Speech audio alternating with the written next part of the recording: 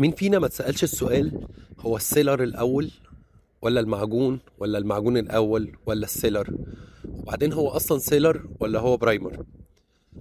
ده سؤال هنتكلم فيه مع بعض، لأن السؤال ده تقريبا كلنا بنقع في الفخ ده، وكلنا دايما عندنا مشكلة في تقسيمة بند امتحانات أو في سيستم بند امتحانات.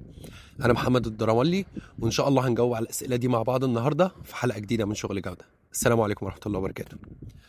مبدئيا قبل ما ندخل في تفاصيل السيلر ولا البرايمر، خلينا نتكلم الاول عن سيستم الدهانات بشكل عام. اي سيستم دهانات بيتكون من الاتي: سيلر او برايمر او الاتنين مع بعض، معجون سواء معجون اسمنتي او معجون اكليريك، وطبعا الفينش او الوش النهائي سواء كان وش او وشين حسب النوع. مش هندخل في تفاصيل الانواع بتاعتها، هتكلم النهارده تحديدا عن السيلر والبرايمر. مبدئيا عشان نعرف السيلر بيشتغل ازاي لازم نشوف تعريفه ايه، هو اصلا عباره عن ايه. السيلر هو عباره عن ماده مالئه او ماده بندهنها على الحيطه عشان تقفل المسام. لان او اختصارا يعني لو احنا بنتكلم على اننا هنيجي نشتغل المعجون بشكل مباشر على المحاره او على الخرسانه الفيرفيس، فاحنا في الحاله دي ال الاسمنت او المنتجات الاسمنتيه عموما بيبقى ليها معدل امتصاص عالي، فساعتها المحاره هتسحب الميه اللي في المعجون. فبالتالي احنا بنستخدم السيلر اولا عشان يشبع الحيطه ويملى مسامها، ويمنع ان المواد الاسمنتيه اللي هي مثلا المحاره يمنعها من ان هي تمتص او ان هي تسحب الميه بتاعه المعجون. ده بالنسبه للسيلر. طب بالنسبه للبرايمر، البرايمر هو في الاساس ماده لاصقه، يعني احنا بنربط حاجتين ببعض عن طريق ان احنا بنحط ما بينهم برايمر. تمام، خلينا ندخل بقى في تفاصيل اكتر. يعني مثلا دلوقتي لو احنا عندنا حيطه محاره، الحيطه المحاره دي احنا عندنا معجون، المعجون اللي احنا هنشتغل بيه هنفترض ان هو معجون اسمنتي. لو المعجون اللي احنا هنشتغل بيه اسمنتي، فانا مفيش داعي ان انا استخدم ولا سيلر ولا برايمر، لان الحيطه تعتبر منتج اسمنتي والمعجون يعتبر منتج اسمنتي. فلو انا الحيطه اللي معايا سليمه ومتماسكه ودنيتها تمام، فانا اقدر اشتغل بالمعجون الاسمنتي على الحيطه بشكل مباشر. ولكن لو انا معايا معجون اكليريك، فانا في الحاله دي هستخدم الفانكشن التانية او الوظيفه التانية المهمه جدا في السيلر، وهو ان هو عباره عن ترانسفير، ان هو بيعمل ترانسفير، ان احنا عندنا مادتين مختلفتين عن بعض اللي هي عباره عن حيطه تعتبر منتج اسمنتي ومعجون اكليريك. ففي الحاله دي هنستخدم السيلر عشان يبقى عباره عن ترانسفير زون او ترانسفير طبقه هتحولنا من السطح الاسمنتي للسطح الاكليريك. طب لو انا ما عملتش كده، لو انا ما عملتش كده اختصارا مجرد ما استعمل المعجون الاكليريك على المنتج الاسمنتي او على المحاره دايركت، اللي هيحصل ان المعجون ده كله هيشرخ، نتيجة ان المحارة هتمتص المية بتاعة المعجون الاكليريك، فالمعجون هيشرخ على طول.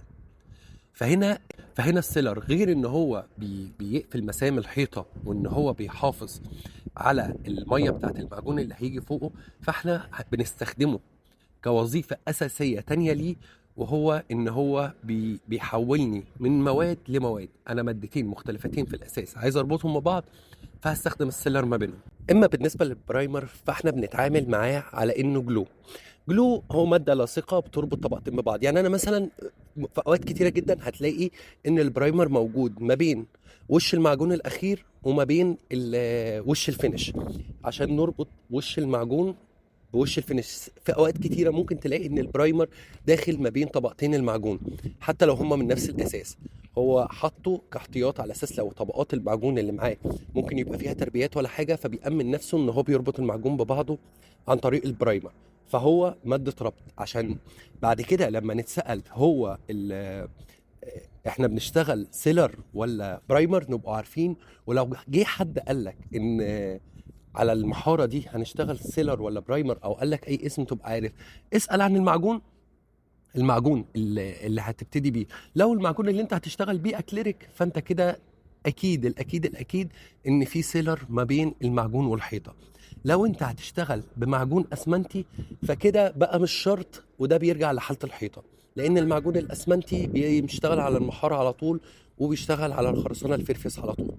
طب انت دايما هتلاقي ان السيستم بتاعك، او في الاغلب هتلاقي السيستم بتاعك معجون اكليريك، ولكن انت لسوء حظك المعجون الاكليريك ده متوصف ان هو هيشتغل على خرسانه في الفيس، واحنا عارفين الخرسانه الفير فيس وما ادراك ما الخرسانه الفير فيس، هي ولا فير ولا هي فيس.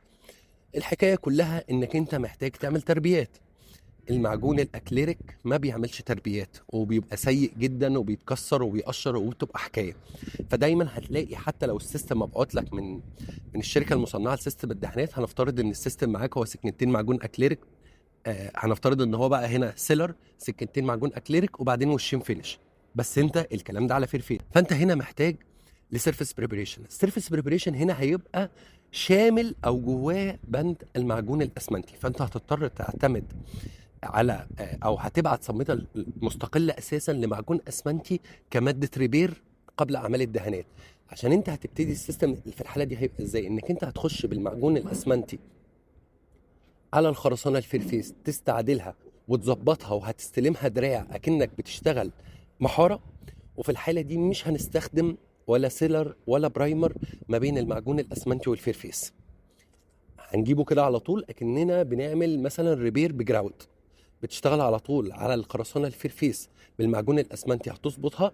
بعد كده هتستخدم ايه بقى؟ هتستخدم سيلر، لانك انت عندك معجون اسمنتي وبعد المعجون الاسمنتي معجون اكليريك. بعد ما استعدلت بالمعجون الاسمنتي انت عايز تشتغل بمعجون الاكليريك، يبقى في الحاله دي لازم نستخدم سيلر، مش هنستخدم برايمر، لان البرايمر احنا قلنا ماده لاصقه بس ما بتعملش ترانسفير من ماتيريال للتانيه، ولكن السيلر هو اللي بيعمل ترانسفير من ماده للتانيه.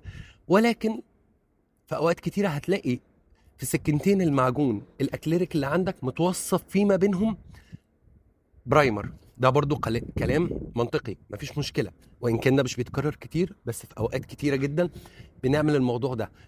والسبب برضو منطقي جدا. انا كنت عامل حلقه قبل كده ممكن ترجع لها عن البول اوت تيست بتاع الدهانات.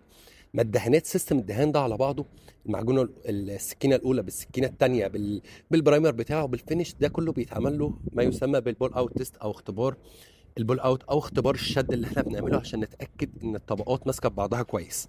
عشان كده في الاغلب بيوصف البرايمر ما بين طبقتين حتى لو هما من نفس الماده، زي طبقتين معجون اكليريك بيوصفهم عشان يزود التماسك فيما بين الطبقات عشان ينجح معاه في اختبار البول اوت. فبس كده الكلام ده ممكن يكون يعني باختصار شديد.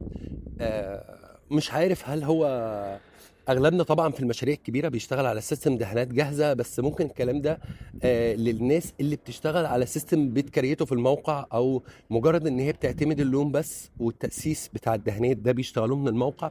فدي هتبقى فكره عامه عن الموضوع، انك انت بحيث انك انت في اي وقت عايز تدهن حاجه حتى لو في بيت او في شقه يبقى عندك فكره عن الاستخدامات. انت ممكن تروح تجيب برايمر بدل السيلر وسيلر بدل البرايمر وتخسر فلوس على الفاضي، وفي الاخر الحاجات دي ما تؤديش الدور المطلوبه منها. شكرا جزيلا ليكم، اتمنى ان كنتوا تتابعونا على الفيسبوك وعلى اليوتيوب وعلى التيك توك وعلى كل البلاتفورمز اللي احنا بننشر عليها فيديوهاتنا. ويا رب الحلقه دي قدمت اي جديد. انا محمد الدرملي وده برنامج شغل جوده. السلام عليكم ورحمه الله وبركاته.